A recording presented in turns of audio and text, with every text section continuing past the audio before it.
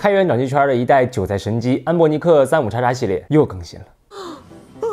简单总结，这次的新品 RG35XXH 就是去年11月底刚刚发布的 RG35XXP 的竖转横加摇杆版本。各位不要觉得摇杆多余啊，它的性能是可以上探到 PSP 游戏的。35XXH 64G 首发价为369元，比 35XXP 贵了30元。我们这就来一起看一下 35XXH 能否扛起 35XX 系列的大旗，成为新一代韭菜神机呢？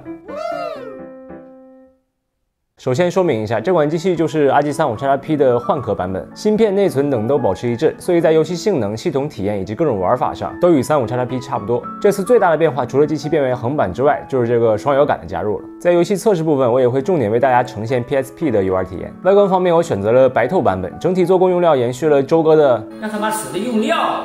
外壳有一定磨砂质感，整体颜值还不错，但是我个人不太喜欢按键表面这个五颜六色的 ABXY。另外，右上方的运行灯在熄屏时也会一直常亮，会给人一种费电的错觉。机身背部有着防滑软垫设计，可以轻微提升持握手感，更多的是可以起到防滑作用。机身厚度略厚于手机，长度略短于小米14，是要比竖版35XX瘦高一些。如果你喜欢便携小巧，那么 35XXH 会是更好的选择。细长的形态更方便揣进裤兜。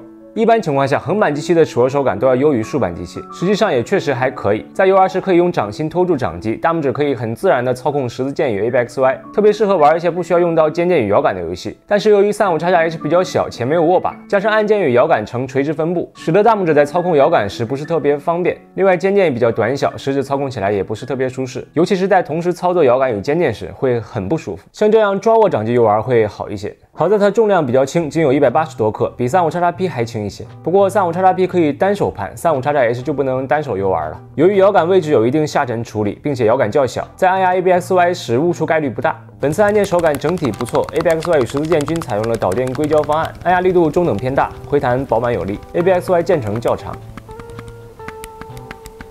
十字键可以正常搓招，但是搓招时反馈不明确，用力按下某一方向不会出现穿键现象，也可以轻松触发斜向。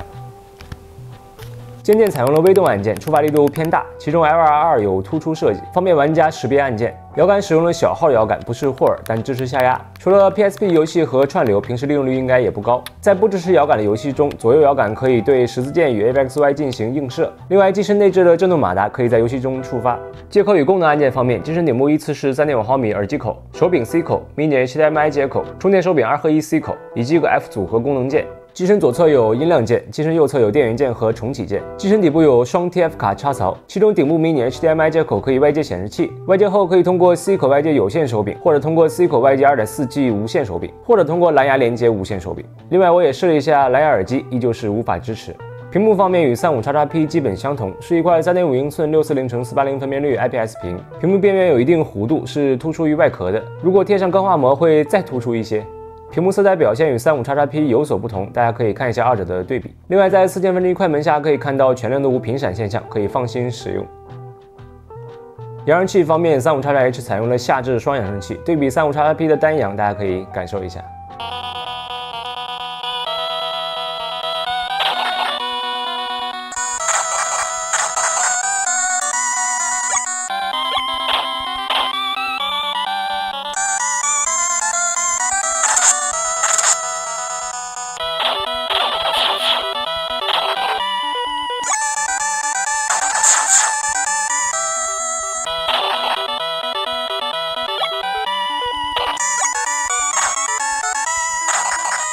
游戏表现方面与 35XXP 完全一致，都为全质 H700 处理器，1GB LPDDR4 内存，可以完美运行绝大部分 PS1 和 DC 游戏。PSP 游戏也可以游玩一大部分。当然，性能需求在 PS1 以下的模拟器，绝大部分都可以流畅运行。实测在 PSP 战神中，我们是没有办法将帧数调试到30帧的，基本没法游玩。在铁拳6中，30帧问题不大，可以正常游玩。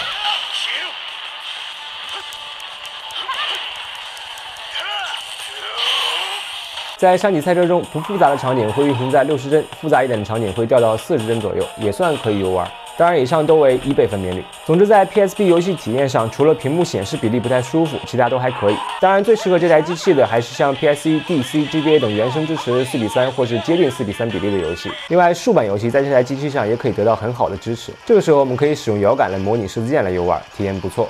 系统方面，玩家可以使用内置模拟器或是全能模拟器开启游戏，大部分都有屏幕遮罩、屏幕滤镜可以选择。玩家也可以自行设置金手指等功能。系统体验与 35XP 相同，基本到手即玩，无需折腾。感兴趣的朋友可以去翻看一下 35XP 那期视频。电池方面，35XH 内置了3300毫安时电池，国外大佬测试 PS1 游戏续航可以超过8小时，比我还持久。双摇杆的加入让 35XH 在串流体验上也有了质的飞跃。虽然 35XP 也内置了 WiFi 模块，但是它没有摇杆，这也就意味着它不太行。而 35XH 可以模拟出一套完整的 Xbox 360手柄，可以正常游玩 PC 游戏。不过3.5英寸屏幕4:3的比例，也不推荐各位因为串流需求而购买它，并且目前也只支持 N 卡用户，只能算作一个加分项。另外，内置的 WiFi 模块还能让它实现面对面联机，跟 35XP 也能互联。当然，这个功能我是没有这个条件，配置太高了。最后总结一下，这台机器适合对于便携性要求较高，但对性能需求不高的朋友。相比 35XP， 它细长的形态更容易揣进裤兜，随身携带。另外，双摇杆的加入还让它对 PSP 游戏以及串流游戏有着更好的支持。另外，也会利好格斗游戏。我个人也会更加推荐 35XH， 除非你喜欢竖版机器，也喜欢没有摇杆的纯粹性。如果你已经手持 35XP， 并且对横版机器没有特别偏爱的话，可以考虑一下自己是否有 PSP 游戏或是串流游戏需求。如果没有，就可以不用考虑更换 35XH 了。好了，以上便是本期视频的全部内容，喜欢的朋友记得支持一下，记得关注我，我是芳芳，我们下个视频再见。